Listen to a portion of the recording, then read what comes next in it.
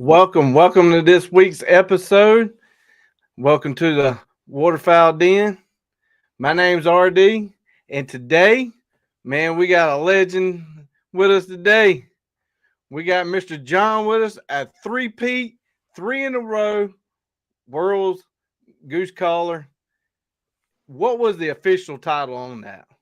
So three in a row world goose calling champion. So how many people probably done three in a row? I mean, like, that's got to be something awesome. Yeah, man, it's only been done two other times before in the history of this contest, and I wish I was a little more up to date on the history. I believe it started sometime in the 1970s. So it's only been done, with me now. It's the third time it's ever been done, and the other two previous gentlemen that did it were on different style goose calls. One was a long reed goose call, and the other was a flute style goose calls. And I'm the first one to win three in a row on a short reed. Wow, I mean that's something to be proud of there. I know we had you on almost about this time last year when you won your second in a row. Right. And did you think the third was ever going to happen? Honestly, no, I didn't. I mean, and after the first, I didn't think the second was going to happen, and I was completely content with that. I mean, just to win it once, I mean, that's what everybody dreams about when you get into, contest calling. It's just a Super Bowl, man. It's like when people start playing football, they want to play in the Super Bowl and win it. So to do it once was good enough for me. These other two were just icing on the cake, man, to be honest with you. But the people that win the Super Bowl, they get to play some more. Now you're out. Yep. You got your name stamped on that one for the three-peat three times, and you're out. So, but you do get to compete again. It's just you got to be in a group now, right? Yeah. So I'm the only competitive style contest I can do at Worlds now is the Champion of Champions contest, and that's held every 5 years. And luckily, that is this coming year in 2025. So I'll be able to compete in that, and if by chance I can win that, I'll be officially retired from competitive style goose calling at the world stage. Yeah, so that's the goal now. But it's bittersweet to be done in the world goose. I'll say that it's a little bittersweet. So when was the championship? Was what, December, early December? Or was it in November? It was in November. It was November 10th, I believe, or 9th, something like that. Second weekend of November. And that's when waterfowl season comes in up there, right? I mean, I know some people like hunt. Yeah, when they get up there. Yeah, that's always a big topic of conversation, for people in the Midwest. There's a lot of contest callers out in Wisconsin, Minnesota area, and that's like their prime time for primarily, Canada geese and mallards. And so that's always tough. But out here, in the Atlantic Flyway, especially up here, the seasons have changed so much. It used to be, the opening weekend of the goose season. So, callers would come into the contest, stay a day or two before or after and hunt while they're up here. But now I don't even think this year duck season was open. Usually duck season opens that Saturday of the world contest, and some callers will go out duck hunting, but I don't even think it was open this year, to be honest with you. Wow. Yeah. Welcome, Mike. Welcome, Jeff. We got a famous one in here. Y'all just joining. Three-peat world goose caller. So how long did it take you before? Because I know I talked to you before and you were like, man, I just don't practice right up till the point, and then I get it in my head, and then I go. Like this time going in, I mean, like this was it. It was, man. So this year was a little different, but yeah, years prior, it would be about a week or so before the contest. I would really, try to just, I mean, doing it for so long, it's kind of like riding a bike. The biggest thing is just getting your lung capacity built back up. I mean, you're ripping on the call for a minute and 30 seconds. So, that was the hardest part, just getting your lung capacity built back up. And, I won it in 2022, which was cool. And I figured, I got to go try and, redeem my title in 2023. So I practiced a little bit, fortunate enough to win it. And then this year, man, it was like, I got a rare opportunity here to do something cool. So This year, about September, I started blowing, not consistently, but I would do 1 or 2 routines a week. And then about middle of October, I would do one about once a day all the way up till Easton. And yeah, it paid off. I think I had a different mindset, just really concentrated on, taking a breath, acting like I was blowing here at the house. Actually, my best place to practice at home here is in my spare bathroom. The acoustics in there are very good.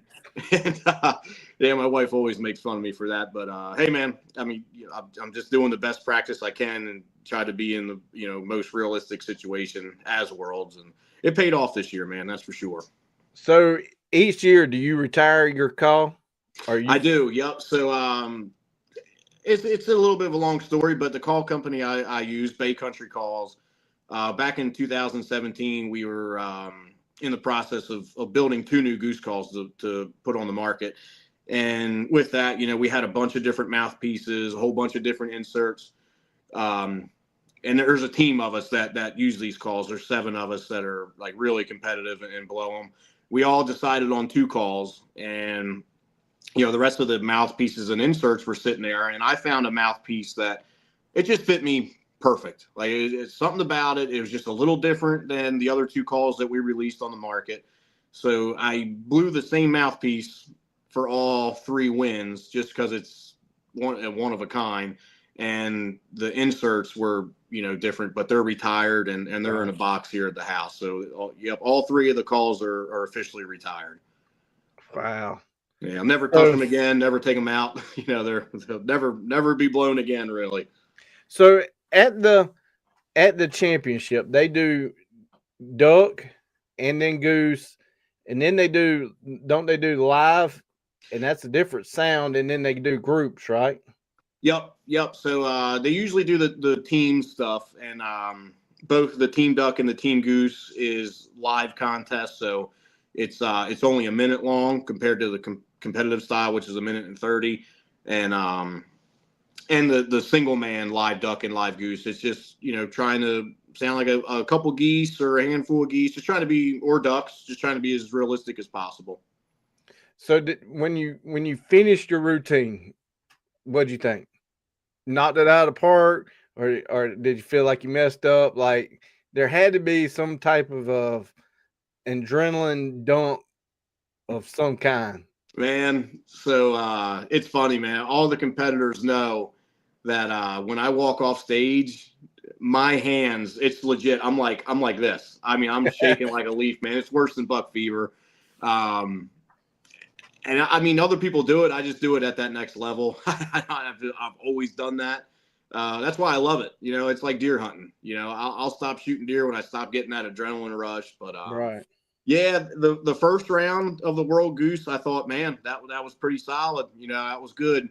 I just pray I can do it again. And my second round, I thought wasn't as good as my first, but everybody that listened to it said my second one was way better. It's it's always different for, I know what I'm supposed to do, but other people are hearing something different. And it just came out a little different, I guess. And everybody thought my second round was flawless. And my third round was solid, which is very good. Usually there's a little thing here or there I didn't like about it. But like I said, the practice I put into it this year beforehand paid off. And I just took a deep breath before I started, and I nailed it.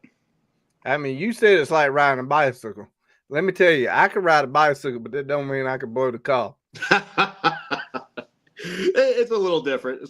I mean, I've been doing this now for 18 years, so it's a little different. But yeah, I get you. So for the people that, I wish I had my bag with me, but it's outside and I ain't even running out there to get it. So old style flutes were, I don't know, I seen them go from like 8, 10, 12-inch flutes. Right. And we were talking earlier, and I said I purchased a flute, and you asked me how I liked it. It seems like it's way easier to blow, like it takes less air. Mm-hmm. But it, like, you are not putting that on I mean, if you put that on your neck, it's like swinging a boat paddle around or something. I mean, it is in your bag 100%. Right. And then they came out with a smaller version, which now we're down to the short reading ones. Mm-hmm. Correct. Yep. I feel like they do take more air, and I'm not a caller by any means. I can honk, and I can somewhat get the double honk down. I get enough that I can at least get them around here. Hey man, yeah, that's all that matters. I couldn't probably do out where you're hunting, where there's tons and tons of geese. I don't know. They might be like, man, that sounds totally different and want to go check it out. But right. I love geese. I love goose hunting. Is just I love hearing them miles away. And you know, I went a couple weeks ago and choked like crazy, but you can hear them, and you can start calling. And when you at least here, we don't really get migrant geese. They're more residential community geese.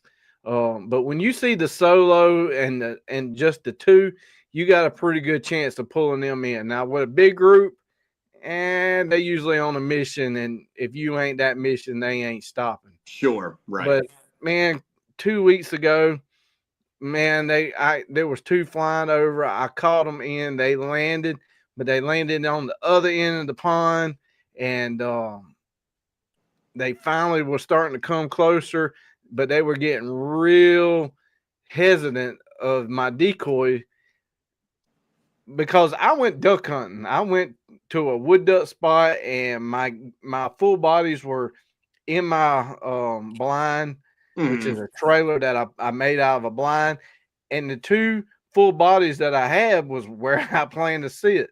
So just instead of just throwing them out, I was like, well, I'm just gonna put them over here just in case. Well, the just in case worked out. They landed, but they would get to the edge of the water, look up, and I'm like, man, they fixing to fly. Right. And man, I shot and missed. And it was like, what in the world? They fly off, and then this big group of like 10, and I got it all on camera too, and I sent it to the boys, and they were all laughing. But the big group circled and circled. You know, two full bodies wasn't going to pull that whole group in by no means. Right. And end of the day, I go to get my wood ducks out of the water, and I look down, and I was shooting 2 3/4 inch shells, and I'm like, well, no wonder. I'm like, and the bad thing was I had the 3 inch shells with me in my container.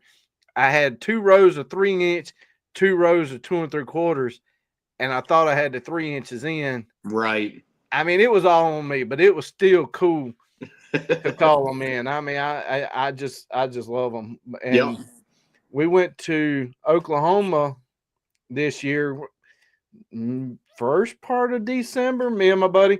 And that was the first time ever seeing cracklers out there. Okay, We hunted them, and I mean that was something else to see a miniature Canadian goose. I mean, it's like it ain't no bigger than a mallard. Right. Yeah, they're tiny little things and loud too. They're oh man, they loud. I thought they were, never seen them. I mean, I ain't gonna say they ain't one been shot in South Carolina because you never know. Right. But they sounded really like snows. I mean, like a snow goose. Yeah. They were just so loud. Yeah. But they're fun to hunt though, man. They decoy very, very well. I mean, they were something else. So I got one. I can't wait to get it back mounted. But cool. There you go. That by the time it gets mounted and I have it on the wall, we'll be interviewing you again for your last hoorah of the senior tour there. Let's hope, man. Let's hope. No guarantees, but we'll give her hell. But when we came on, I could tell that you had a bird over there on your shoulder, and I was like, "What is that? That's bigger than a mallard." But I couldn't tell what it was. Right. And you said it was a blue. Yeah. So what's the blue goose? Yep. What's the background on them geese? Yeah. So both of these mounts over my shoulder here. Over here, got a blue goose that's actually banded. You probably can't tell. But this dead mount over here, this speckled belly and blue goose, I went to Saskatchewan, Canada in 2017. And, we don't really have, we have a lot of snow geese here on the East Coast, but I really just don't mess with them much. And I don't know what it is about the Atlantic Flyway. We just really don't have a lot of blues. I mean, you'll see a handful amongst thousands of white ones, but unlike the Midwest, it seems like, it's about 50-50 with blues and regular snow geese. But my main goal was to shoot a speckled belly and a blue when I was up there. And danged if it didn't happen. I shot this speck and blue almost within minutes of each other. I mean, in Saskatchewan, it wasn't really hunting, you were killing. I mean, we were on the X, and those birds were coming. So that was pretty cool to get both of those together. And about 10 minutes later, a big old flock of snows come in. And so the band that's on this isn't the actual band that was on the goose we killed, but we wiped out a whole bunch of them, and we shot a bunch of blue geese. And one of them was banded. Another gentleman we were hunting with took the band, but I kept the bird and put a snow goose band that I harvested on it just for the memory of it. I got you. Yeah. Yeah, you was talking about being on the X, and I've been on 2 trips. Opening weekend down there with Jeff down there at the big home, Stanfield. I went down there for opening goose, and when you say on the X, I mean, it is something different. And even being on the X while we went out to Oklahoma, being in the Atlantic Flyway is totally different. I mean, it is, dude, it is tough. I mean, especially in South Carolina, I mean, it is tough and a lot of times frustrating. But when you get somewhere and you get on X, oh my gosh, I mean, it is something else. We went hunting this past weekend, and Mike, which is in this group chatting on the side, I doubt you probably could see the chats going on. But he looked at me. He was like, "It's disappointing hunting, ain't it?" And I'm like, "Not really, because it kind of is. I'm more trying to chase all species, so, but the friendship and and the afterwards eating, that's what if the hunt's bad, as long as we eat good, that's how that's how I compare the trip. That's right, man. That's right. It's all about the people you're hanging around. That's for sure. And they all give me heck, because typically majority, probably 95% of the time after we get done, I'm usually eating a hamburger. And they're like, "This is breakfast. We go to this breakfast place and you're eating hamburgers." I'm like, "Dude, I had breakfast at 2:00 this morning. Yeah, I'm ready for lunch. I'm ready for lunch." Gotta love that, man. I can count on one hand probably all the times that I had a bad hamburger. Yeah. I mean, it's just hard to mess up a good hamburger. That's very true. Very, very true. I just love them. Yep. Hey, man, it's all about the camaraderie. That's for sure, man. I love it.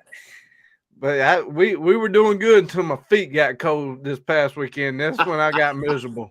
When the feet get cold, I'm done. Yep, that's always the first thing to get cold on me is my feet, man. Yeah, I got the warmest boots, heated socks, and they still get cold. Yeah, I done checked out. Checked out. Oh man, it's not fun being cold. You get uncomfortable, that's for sure. So how's your season been hunting wise?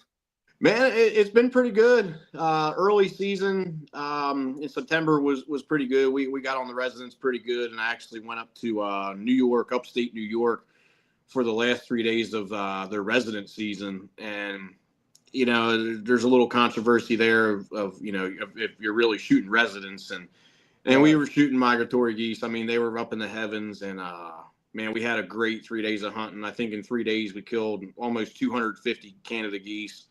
Good. Yeah, the last day we killed 120 by 10 a.m. We had to get on the road and get coming home, and we're like, we got to stop. We got to clean all these geese before we leave. And I think with all of our guys, there was like 14 of us. I think our limit was like 220 was what we were allowed to shoot. And if we didn't have to leave that day, I'm pretty certain we would have killed 220 geese that day. It was just absolutely incredible. So that was a fun way to kick off the season. Got, it scratched the itch a little bit pulling the trigger. I'm not as mad at them as I used to be when I was younger, but that was fun to do that. I'm not going to lie, because you can use extension tubes up there too, so you can shoot up to 7 shells at once. So coming up and laying into a group, man, it's pretty cool. But So what are you shooting? I shoot a Super Black Eagle 3, Benelli Super Black Eagle 3, and the shells I shoot normally. I've been shooting Boss 3-inch. I've been using the 3 and 5 mix, and then just the regular number 3s. But with doing that much shooting up there, I was like, I need to buy some cheaper stuff. I'm gonna be burning through some shells. So up there, I shot the old Winchester Super X 3-inch BBs up there. I think I got a case off Rogers for a pretty good price, and I dang near went through the whole case in 3 days. I bet your shoulder was hurting with some BBs. Man, honestly, it was a little bit. It was a little bit. I'm not gonna lie. I shoot bismuth too. I used to shoot Boss, and I done swapped over to Salt Creek, and right. I shoot number 4 bismuth, but bismuth is almost like shooting lead. Yeah, I guarantee them BBs were rocking. Oh, they were, man. Yes, they were. Yep, it was fun. So were they decoying? Yeah. Oh yeah. Oh, I mean, and they were decoying pretty, man. I mean, we had pretty good wind every day. Conditions were just right. I mean, it was just one of those trips where everything lined up perfect, and the group of guys I went with, man, there were some goose killers, and not much got out. I'll say that when they came in. Like I said, I think 12 of us went, and we had 2 guides with us, and you got 14 guns coming up. There were some birds falling, that's for sure. Did what is his? I'm thinking of his last name, and I'm looking it up as we talk. I know it's Trevor. Trevor Shanahan. Shanahan. I knew it was. Yep. I was. Did he go with you? He didn't. Nah, unfortunately not. Nah. I knew y'all were friends. Yeah, yep, we're good buddies. Trevor's actually living in Texas now. He's working at a sporting clay range down there. That's right. He's setting up the machines and stuff. Yeah, yep, yeah. He's gotten really big into that, and very talented at sporting clay shooting. Oh yeah, man. When I went out to Stanfield's with Jeff and them that opening weekend, I met him out there. Like we drove through Texas, or I was driving by myself, but I was driving my white truck that's got a goose on the side with the the podcast logo on it. Right. And I pull up at the lodge, and this old man gets out, and he's like, "Man, we've been following you since like Dallas." And I didn't know neither one of them. And then we were sitting in the blind together, and he was just wailing on that call, and I'm like, this dude ain't even the guide. Like what in the world? And I mean, I'm sitting right beside him, and I stand up and I shot one bird, and he's like, and I got it all on camera, and it's on one of my videos, and he's like, "Heck yeah, man, that's like a 70-yard bird!" Like, and we was like hooping and hollering, and then like I still didn't even know who he was. It was that afternoon. We went out to dove hunt, and I think maybe right up under this black duck is a big old rattlesnake, and we were out there dove hunting, and man, I was shooting beside him, and he's like, I ran out of shells because we were really just, the birds were flying so fast. I mean, Texas, Oklahoma, them birds getting that 30, 40 mile per hour wind, and I mean, they were just, flying. And he's over here doing trick shots and like shooting without even looking and behind. And I'm like, who the heck is it? And then like we became friends on that trip. And then when I got back to the lodge, because at that time then I had internet, and I'm like, who is this guy? And I'm like, well, no wonder he could blow a call. No wonder he could shoot. I mean, he's a competitor shooter. Yep. But yeah, Trevor did that this past summer. I think it was Memorial Day weekend. It was kind of a last minute thing. We went on a pigeon hunt, and not going to lie, the night before we were doing some drinking. So the next morning we were all hurting a little bit, and this single pigeon comes in. He's like, "Watch this," and he literally just shot the thing off the hip and blew it into pieces. I'm like, dude, what in the world? Yeah, he was shooting from the hip, shooting with the gun upside down, and I mean, and his daddy was out there over there, and he's doing trick shots on pigeons. So the older man was his daddy. He was a trip too. Oh yeah, Mike's a great fellow, man. Yeah. Oh yeah. But yeah, good people. Somewhere it should be coming up pretty soon. I'm thinking it was in maybe March or April in South Carolina. It's called the Gator Cup. It's in the lower part of South Carolina, almost down there at Georgetown. He flew in to shoot that, and I got to catch up with him down there and holler at him a little bit. But he was like, dude, I'm doing good in my 12 gauge, doing terrible on my 20 gauge, and I don't know about this 410. I mean, he was shooting 3 different guns, and I'm like, dang, bro. Man, that's Trevor though, man. It's just that's him. He looked like he was living the life. Oh yeah, doing what he loves. That's for sure. You got to say something about that, So I didn't ask. I knew, but I didn't ask. So people don't know where you actually are from. What state are you from? Yep. So I live in the state of Delaware. Put it in perspective, I'm at like the most northern part of Delaware as you can get before you get to Pennsylvania.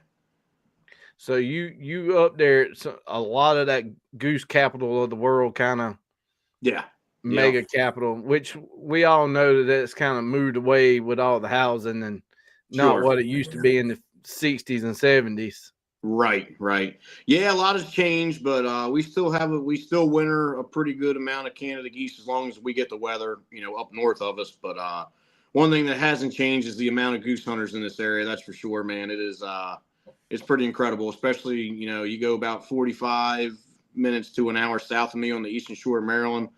It's pretty incredible. You drive down a couple of the main roads. I mean, the amount of goose blinds, permanent decoy spreads you'll see. It's something to see. That's for sure. A lot of people goose hunt in this area. So Mike said there was a blue that was killed near Murphy Island, which is towards the coast of South Carolina. I know where a snow is now in my hometown. Like one of our friends at their pond has a snow, which she sends me videos of this snow all out there, just a honking away, and the Canadas are just a fussing at it, and I'm like, please let me just come down there. And she's like, it ain't gonna happen.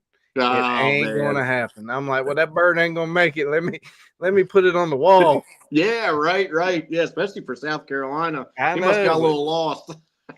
100% got lost. But last year, there was a couple shot in last year, and like this year, a couple shots. So that's cool. Who knows? Yeah. I mean, we were talking about it before we started. We may actually get snow this year. I mean, mind blowing. South Carolina didn't. We were like one of the only states that didn't get no snow last year. Oh, okay, right. We're either going to get snow, ice, nothing, or we're going to get hammered in. I literally, the people that I watch, and there's 2 people that I watch on YouTube well before I watch any local news guy. Right. And they're even like, it's too soon. It's too soon. We're really not going to know till in the morning or tomorrow afternoon what it's going to bring in the South, because I mean, it's just the models are 100% everywhere. Right. And literally 2-3 degrees temperature is what's going to make the difference. Sure. Right. So, and being in South Carolina, there's probably no bread and no milk. I don't know what these people will do when weather's coming in. People run out and get their bread and milk. Me personally, I've never had a milk sandwich. Exactly. Right. I mean, a banana sandwich, maybe so. Right. I like watching college football, and the other night the Mayo Bowl was on, and Duke's mayonnaise was sponsoring it, and all these the people that were cameras and talking and stuff, and they were all eating something different that had Duke's mayonnaise on it. And this one guy, he was eating a banana sandwich. He's like, I've never had banana sandwich with mayonnaise on it. And I looked at my wife, and it was up till we got married, which is now like 18 years. But one day I told her, I said, make me a banana sandwich, put some mayonnaise on it. She's like, some mayonnaise on your banana sandwich? I'm like, what? She's like, I've never ate that. And I'm like, you got to try it. Yeah. And it is life-changing. Like Duke's mayonnaise on a banana sandwich is life-changing. And that's what that guy on the camera was like. He's like, I don't think it's going to be good. And he bit into it, and he's like, that's absolutely nothing what I thought it was going to be. Yeah, I can't say I've ever had that. I've always heard a lot of good things about Duke's mayonnaise, but I've personally never had it yet. Not that I know of, anyway. Yeah, if it ain't Duke's, it ain't mayonnaise. That's what I've heard, man. People swear by it.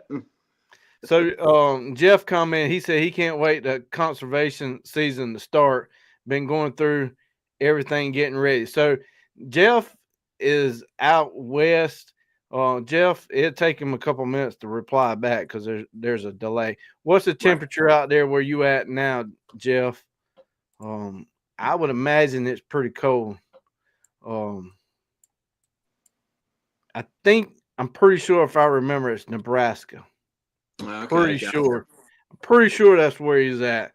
I know there look like on radar now, it looks like some snow's already starting to fall out there. And I was looking earlier, this whole storm is supposed to start pretty much covering Texas, right. Which, I usually talk about weather a lot on the channel at some period of time because, duck hunters always be looking for the weather. That's what we're always talking about. Always wanting the weather. So it looks like it's supposed to start, which it looks like it's already starting in East Texas, and then somewhere tomorrow morning, afternoon, it's supposed to be over here in Shreveport, kind of. And by the time it gets to Arkansas, Alabama, that's when we're going to really know what's coming towards the south. Man. And I mean, it is just very hit or miss. I mean, I don't know. I mean, like I said, you look at the radar now, and hey, it's just very little snow over here in Texas. And sure, right. But what they're talking about, Memphis, Alabama, this whole Arkansas, man, they're talking about Arkansas is supposed to get hammered. And I know a guy who works with me, he's leaving at 2:00 in the morning to go to Arkansas.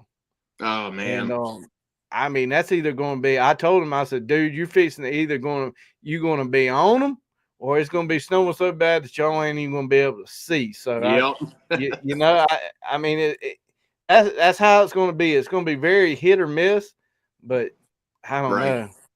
So Jay says snowed in, no college football will give you time to dream about a 28 gauge. Well, man, there's more comments that I'm going to keep reading, but I'm going to stop on that. What do you think? What's this greatest phase of 28 gauge? Man, it seems to be something that's growing in popularity, man. I mean, I know for me, a handful of years ago when the Atlantic Flyway, goose limit went to 1, I went out and bought a 20 gauge, and just to have a little bit more of a challenge. Like, if I'm going to shoot one goose, I might as well, shoot something with, a little less oomph to it. And but I haven't jumped on the 28 gauge bandwagon yet. But man, with these new shells and everything coming out, people are smoking waterfowl with them, and I'd like to try it. I know, and that's what I tell people, and one of them's in this group that I'll be preaching to all the time. If the ducks are in the decoys, still will do the job all day long. Right. And I am not the greatest shot by any means. I will miss just as bad as the rest of them, especially with my shot cam. I got a shot cam, and I'm like, man, I was on that bird, and you go back and look at it, and you be like, yee. Yee. Like, I mean, it's almost like instant replay on a football when they throw the flag and they go back and look at the view, and it's like, Ooh, man, that I mean, wasn't like, good. how did I aim and be 3 foot off when I felt like I was on it? But Right. you know, that's what I try to tell them. I'm like, man, bismuth is game changer. Right. And then this year, I loaded a lot of my own TSS steel duplex, and man, that's an awesome shell. But it was horrible for water swatting. No kidding. I mean, it just, I don't know if you were trying to get a crippler or a water swat something, it was just terrible. Huh. But I think that's something. yeah, I don't because I guess it was the steel. Maybe I'm not rightly sure. Right. I'm gonna work on it again this summer. Maybe There you go. I think I'm gonna take it to a 3-inch. There But you go. Jeff says it's 12 degrees, and yeah, he was in Nebraska. I thought I had it right.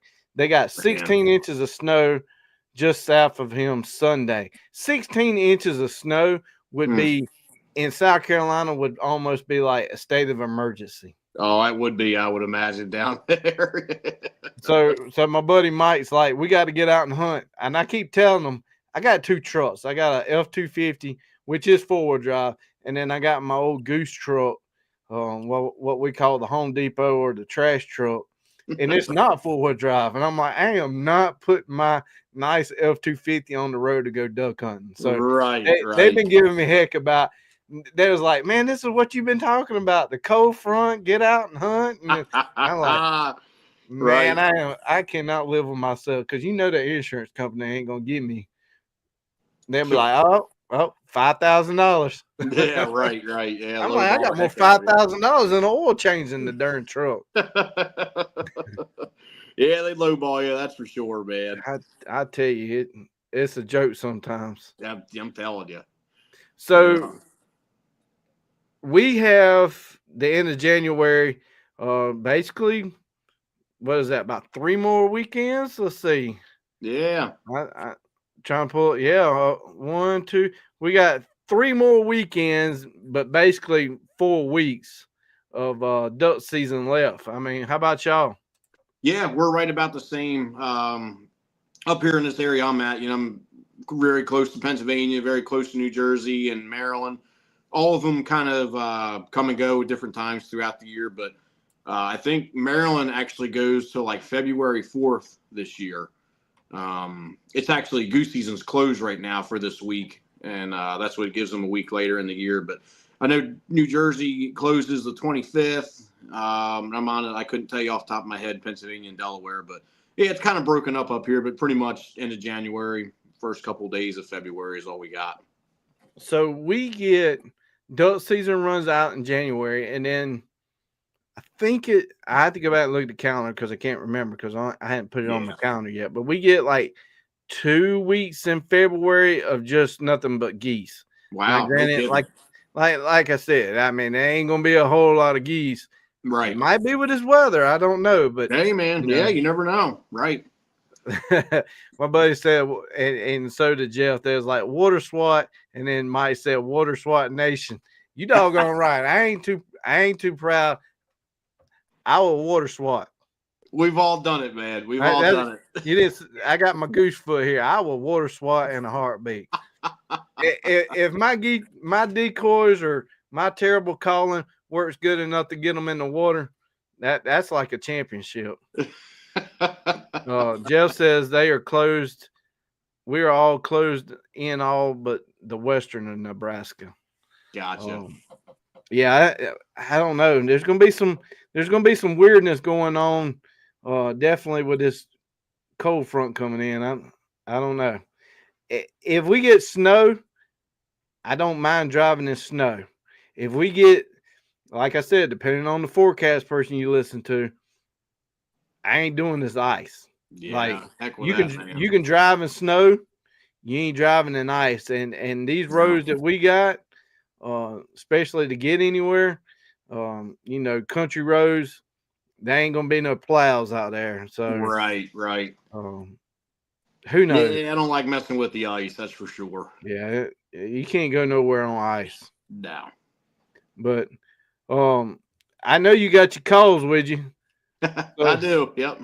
So show us this prized possession that got you where you are today? So this isn't the exact one, but it's very close. This one here, get it in the frame. Yep, Bay Country Call.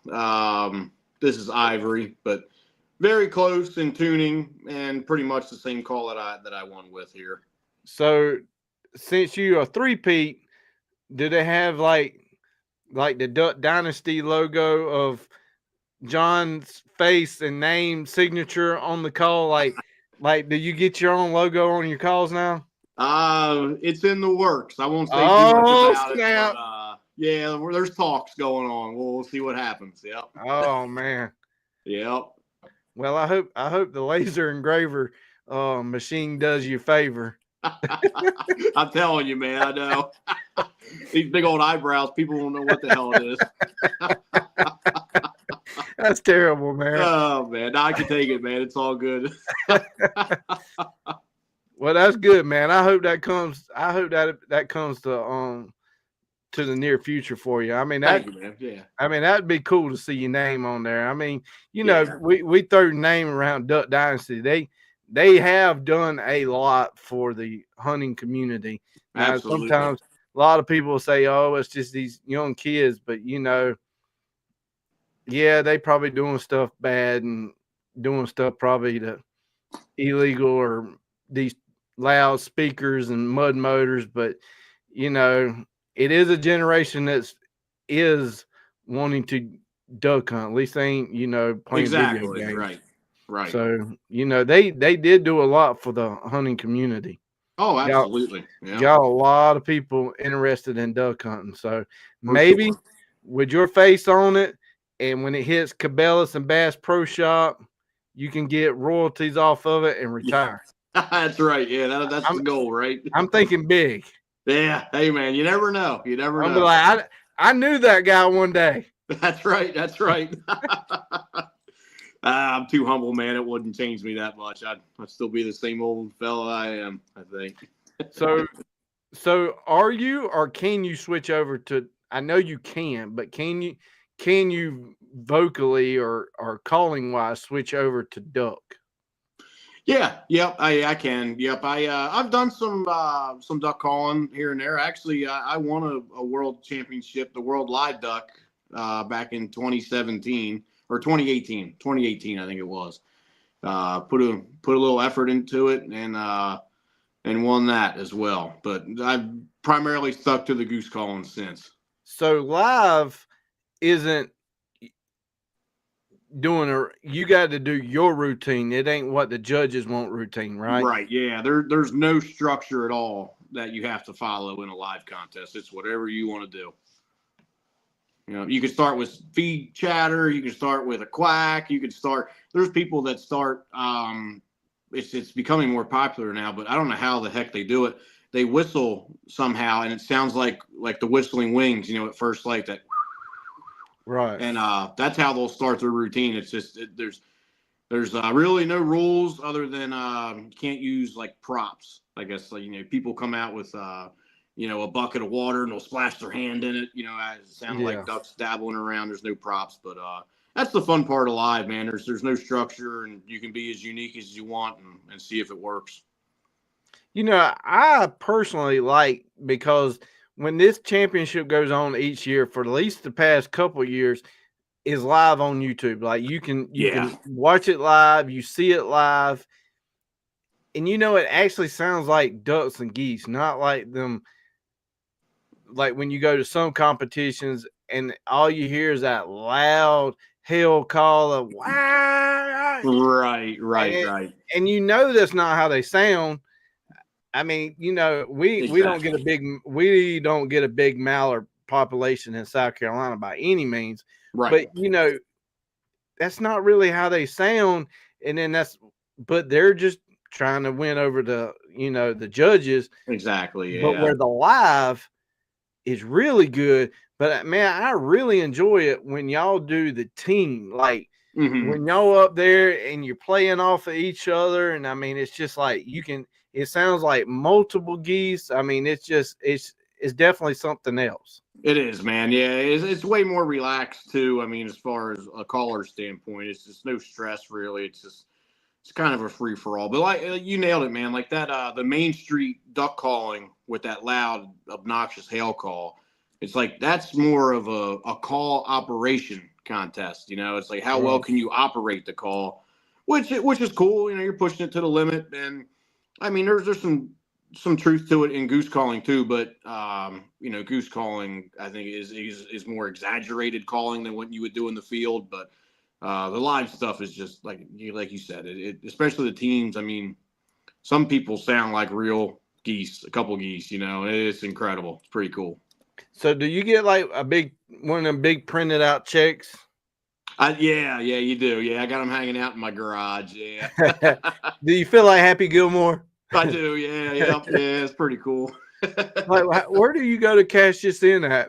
I know, right? Yeah, I can't wait till the new Happy Gilmore comes out. I hope they don't mess that up. I mean, it'd be a big letdown. Yeah, you know how some of those things are. You know, they redo them or whatnot, or add to them, and it's just not the same. Hope not, but never know. So, you know, this is probably, I think probably year 2, maybe 2.5, maybe going on 3 years of me being on YouTube and doing these lives each week is very new, because when last time you were on here, I was doing it like once a month, maybe twice a month if I was lucky. Now it's every week on Wednesdays, and Nice. I've met some like great people in conversation, and you know, Jeff just commented, and I've never met Jeff because obviously he's in Nebraska. And, right. I mean, that ain't like, hey, let me just get in the truck and drive out there. But he just commented, and you just learn so much about people. He says, I go way back in contest calling. In 1996, I won the hunter division in Nebraska and Missouri, Kansas, all the hunter division, got second place in goose. Those were the days. Awesome. In 96. In 96, John might not have been born. I was just a little fella. I was born in 1992. Okay. So 4 years old. I was born in 80, so I knew I was a little bit older, but yeah. No Jeff, kidding, man. That's awesome. I know Jeff's comment before, and I think he's mid 50-ish. We're gonna say he's the young 50. Right, there you go. Yeah, that's pretty cool. I've never known that. So that's pretty cool. Back in the heyday of contest calling, man, it's a shame. It's definitely died off as far as in popularity, but the stories I've heard from the 90s and stuff, it was something to be doing, that's for sure. Oh yeah, and then calls have changed a lot too now with CNC machines, and if you do go back and watch, Jeff said 58. I was trying to give you the benefit, Jeff. I was trying to say the lower part of 50s. Right. But if you go back to watch some of them episodes of Duck Dynasty and what he was doing with them calls, and it's pretty crazy what they're doing. And there's still a lot of hand tuners and people that make calls. I know Shanahan, he works on calls.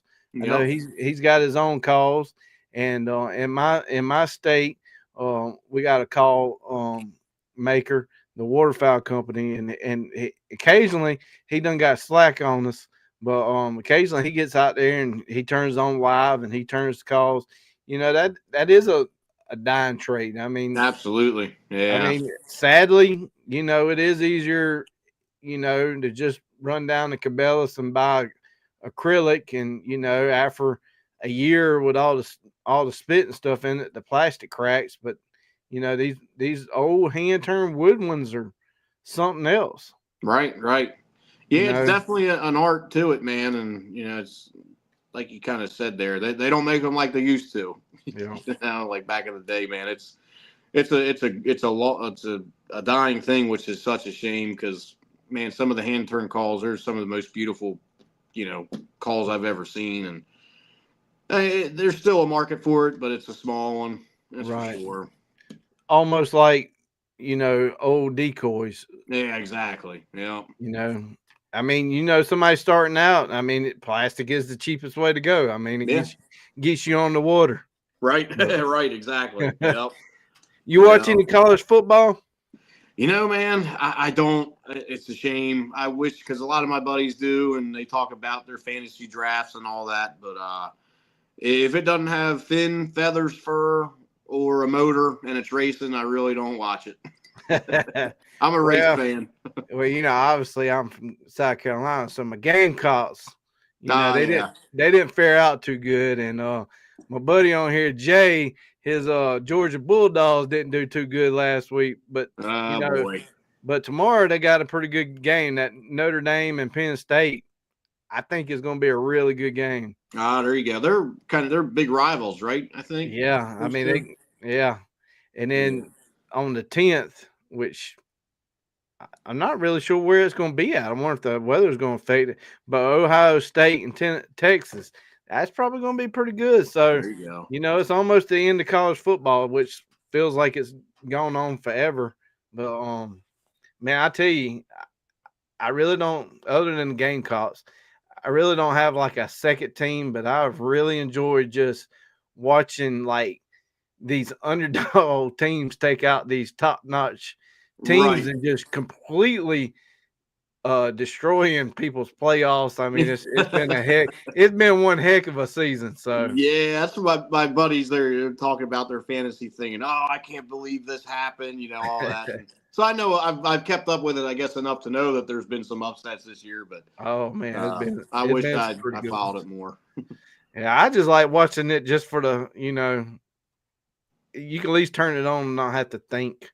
Sure, you could just watch it and fade away. I'm just Yep. glad that, you know, football came on when the politics was getting real crazy, and you could just at least just turn it on and not hear all the jumble. But you got any big trips coming before the end of the season, or you gonna be? Yeah, I'm pretty much done, man. I actually I went to Kansas right before Christmas this year. So a young boy I've been mentoring with calling lessons graduated from high school last year, and he took a guide job out in Kansas. So me and his father and a friend of his went out, and we had a fun trip, man. It was fun. As far as, you know, shooting birds, they just didn't really have many. We kind of hit the weather a little wrong. But Kansas was a unique experience for sure. Shot a few snow geese, and just a couple snow geese. That's all we shot. Yeah, but did shoot a couple wild pheasants. That was pretty cool. But other than that, I'm done for the year. Yeah, I kind of took it easy this year on trips. I did that New York trip early in the year too.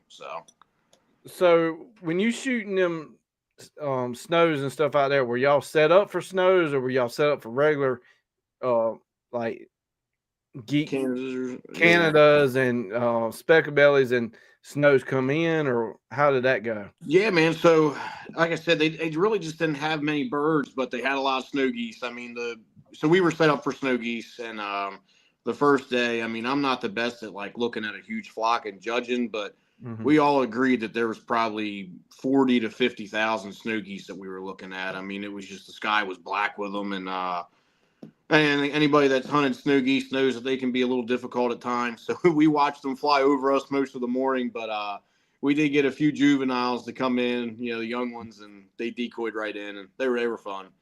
I mean, being in South Carolina, I mean, I know nobody that I hunt with, none of my friends would absolutely have no clue setting up snows. Because if I told my buddies, hey, we're going to go set up like 200 dozen geese, like, yeah, I think they would shoot me. Like, I mean,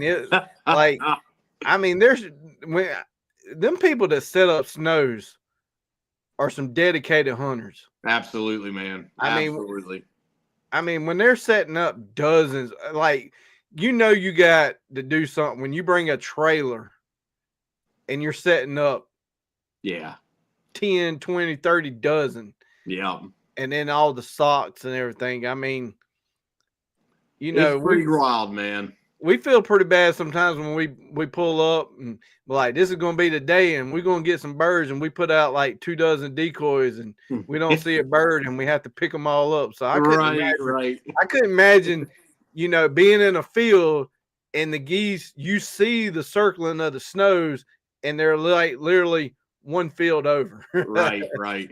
I mean, from the little bit I have messed with them, that's usually the case. They don't do what they did the day before, but I can see it, where if you get under a tornado of them when they're circling down on you, man, it's like that's what'll just keep you going back every time, just for that opportunity, that chance that's what they're going to do. Because I can see how it gets addicting. But man, like you said, there's some folks that are just next level with them snows, man. That's what they live for.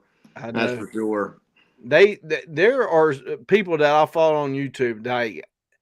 Like this year on my little truck, I put like close to 9,000 miles just hunting, not just ducks and waterfowl, like turkey, everything hunting in 1 year. And I thought that was crazy. But these people that I follow on YouTube that snow goose, man, they like follow like state to state to state, and they literally follow them birds. Yep, my buddy Josh that I was telling you about, we hunted with in Kansas. He started off in Michigan in September and went to Kansas in early November, and he's in Texas now. But when we were in Kansas, he had to take his truck in for like his 4th or 5th oil change. He said he was pushing 30,000 miles on his truck. I ain't gonna lie, I am kind of jealous. I mean, kind of jealous. Yeah, that's a lot of time behind the wheel, but man, if you're doing what you love, I mean, that's a lot of miles, though. Jeff said he blew a Southern Lindsay Little Joel duck call in his contest. Huh? No kidding. He said, I don't think they make those anymore, and a Tim Grounds flat breed for goose. Okay, gotcha. Yep, half breed, man. That was a killing goose call there. I actually got a couple in my collection. I don't recognize that name of the duck call. I don't recognize that, but old Tim Grounds, man, he's a heck of a call maker. God rest his soul. He owns the history. That's for sure. That'd be, it'd be cool to have stuff like that. When people know you way after you're long gone. Yep. Yeah, I mean, and especially in contest calling, they say if contest calling was an oak tree, Tim Grounds was the trunk. Wow, that's for sure, man. He had a part in a lot of different things in the waterfowl industry. That's for sure. Yeah, that's why I like duck hunting so much. You meet so many people. You can hunt beside people. You could talk to people, have conversations. I mean, I know there's some big deer hunters, but I mean, their hunting is very boring. It is. It is. Yep. I'm a pretty big deer hunter. I like to go out in the woods and just sit in the quiet, and just kind of drift away for a little bit. But there ain't nothing like sitting in the blind with your buddies, shooting the crap and having a good time. I 100% agree with you. Yeah. Jill said, "Wind and sunshine is a snow goose killing day." Wind and sunshine, yep. that ain't what we get a whole lot of is wind. Right, yeah. Usually we have no wind, or like the last couple of days it's been blowing 40. It's like it's almost too much, That's how it was Saturday. We were like, man, this is going to be a good spot. They calling for wind. We get out there and the decoys ain't even moving. There's no wind. We pick up the decoys, and on the way back to the truck, the wind picks up. I'm like, where were you 2 hours ago, wind? It never fails, man. Like, where were you? Yep. But that keeps us going. So yep, it always keeps you coming back. You never know, man. Well, I'm glad you came back on. So we're gonna go ahead and schedule next year. We're gonna have you back on, and you gonna do it. I'm gonna give her my damnedest, man. I can guarantee you that. I'm gonna try. I got to now. I got to try hard, but man, there's no guarantees. There's a lot of good callers that are going to be in that contest, and you never know. As long as I don't beat myself and make a mistake, I'll be happy with wherever I finish. So this year, you will only be able to compete with the people who have also won 3 times. Not 3. You can win just one world contest and be entered in the champion of champions. Yeah. Yeah. So it's gonna be tough. So it's gonna be tough. Yeah. Let's start around June. Yep. Yeah, I might start a little earlier this year. Yeah, there's a lot of people that have been out of it for a while that are rumored to be coming back, and man, that'd be awesome to get all of them back, into it, and it'd be cool. It's a special and unique opportunity, and I'm looking forward to it. That's for sure. Well, I mean, you got nothing to lose. Exactly. Yep. And if you don't win, you can come back next year. Hey, man, that's all. Yep. I've done more than I could ever dream of. So anything else now it's just fun. I mean, you never know. I might pick up the call and join. You should, man. You should. Oh, I'd love to help you out. Oh man, it'd be hilarious. That'd be one thing. I wouldn't be no nervous going up. I could promise you that. Whew, man. Because I knew I would have zero chances of winning. Yeah. I don't know, man. That world stage will bring it out in you. It's something else. You walk out there, it's like, oh boy. It's something else. I figured with age, my nerves would get a little better, but it's the exact opposite. They've gotten way worse with age. Yeah. Yeah. Well, I appreciate you coming on, man. Congratulations. Yeah, man. Congratulations again, man. Thank you. I appreciate it. Thanks for having me. Oh yeah. Well, maybe next year I need to get up there and do some hunting with you. Yeah, man. Love to have you up. You want to come up and shoot some geese? If you love goose hunting, you should definitely experience the Eastern Shore of Maryland. It's something to see. That's for sure. Man, yeah. I got a guy who texts me a lot, and he does a lot of New Jersey. He's always sending me like almost every day. Hey, look at this black duck. Look at this black duck. Look at this black duck. Oh, a black duck with a band. And I'm like, yeah. I'm like, man, that's what I'm doing. I done started chasing species. So man, yeah. There's plenty of black ducks up here. I mean, the other day we hunted, and I don't know, we probably saw close to 200-300 ducks total, and I'd say about 85% of them were black ducks. Wow. Yeah, it's pretty crazy, man. But they're tough sometimes. I mean, you get it all depends. Weather days, it's all situational. We had some rain the other day, and man, they decoyed right in. But other times, most of the time, they'll fly right by. It seems like, for us anyway. They're difficult. Yeah. We got a lot of them. That's probably like every bird. Yeah. They're hard-headed sometimes. Little brains the size of a pea. You can't figure them out. But that is 100% the truth. So, all right. Well, anything else you want to talk about before we get off? Man, I guess we covered it all, man. I guess. I appreciate you having me. Unless you had anything else for me, it's all good. I'm here. Nah, I just don't know what to do with the weather.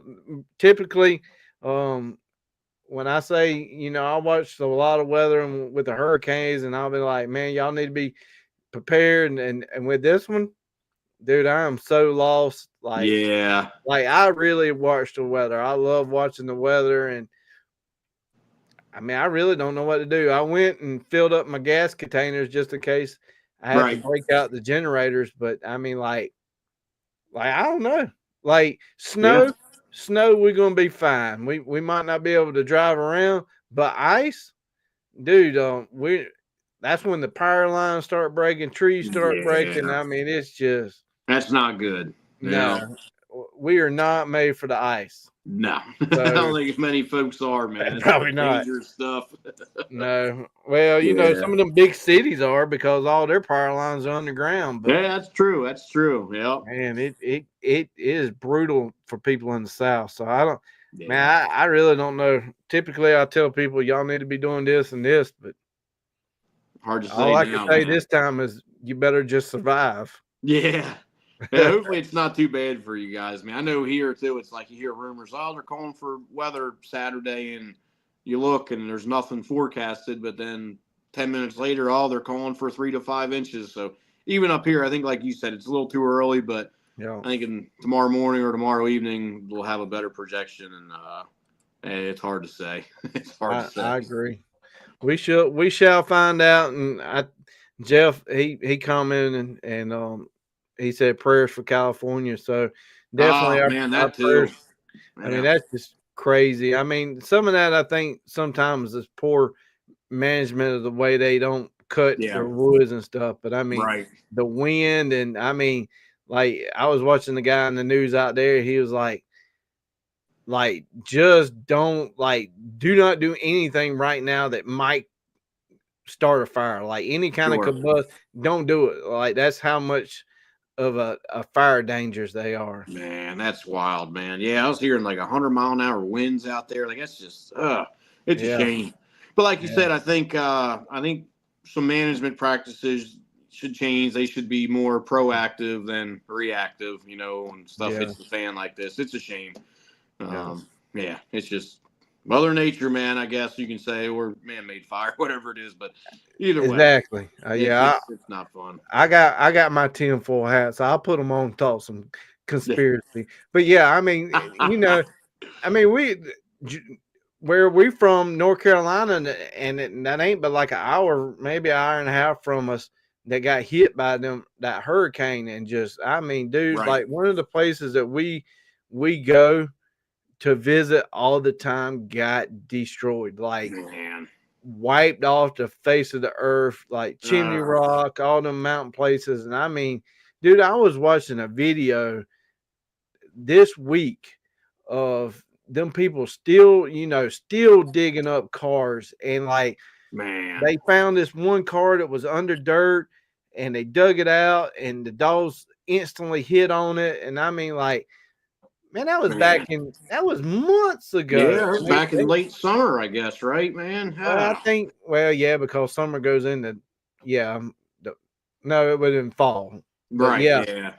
But yeah, I mean, it's just crazy. I mean, each little section of the country has their own, you know, like Tornado Alley. I mean, you know, you just better be prepared for tornadoes. You go to New York, in the wintertime, or Chicago, you better be prepared for cold. And you know, it's just crazy.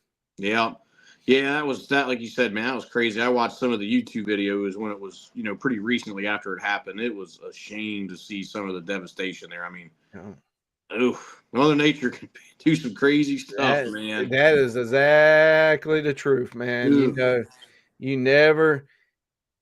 I don't care what we can do to these states or the countries, or how bad we treat Mother Nature. Mother Nature is going to win regardless, because that Mother Nature will reset all this planet stuff. I mean, it's just crazy how, you know, the when it comes off the heat of overseas of Africa and brings that over and cools and heat. I mean, it's crazy how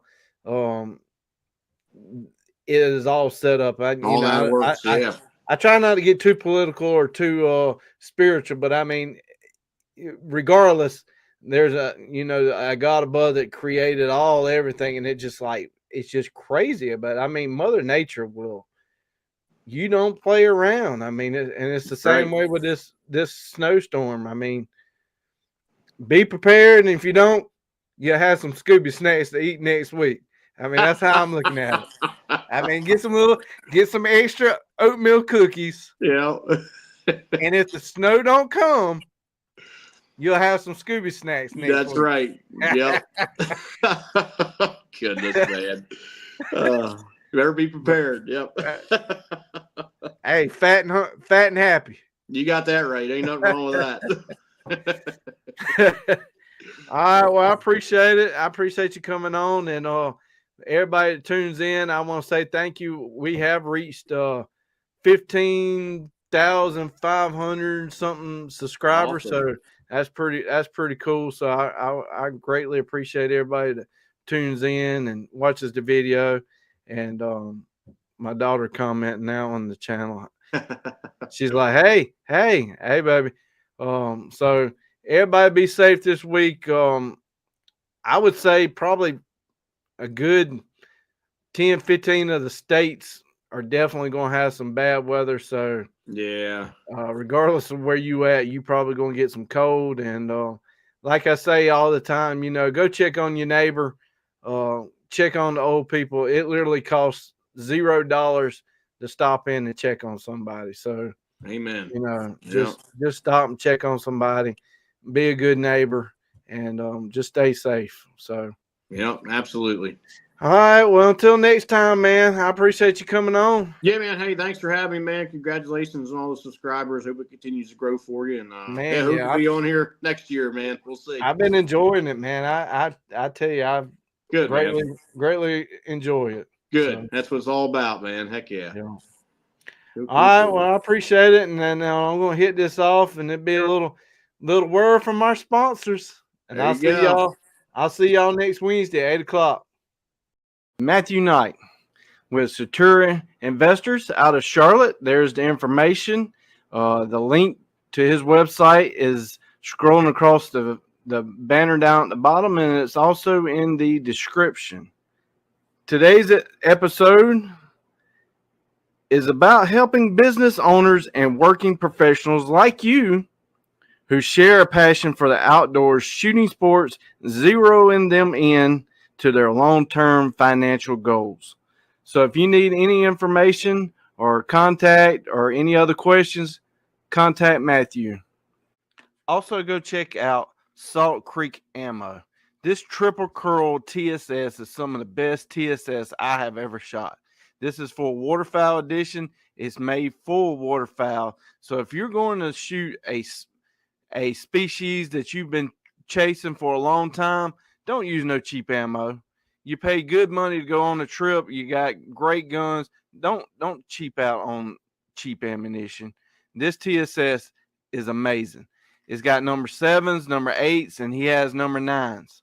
So go check out saltcreekammo.com. Here you will find any kind of ammo you're looking for. He has custom loads, TSS in 10 gauge, 12 gauge, 20 gauge, low pressure ammunition. You got predator ammunition, turkey ammunition, anything you're looking for, give Keith a call. Also to the channel, Kicks Industries, most people will know them as Kick Chokes, has came on board, and I have done a bunch of series lately on waterfowl choke tubes, turkey choke tubes, deer choke tubes. So go check out Kick's website for all of the chokes that can fit your guns. Flint Ridge Hauling Service, LLC, has partnered up with the channel. It is your go-to provider for all your hauling needs.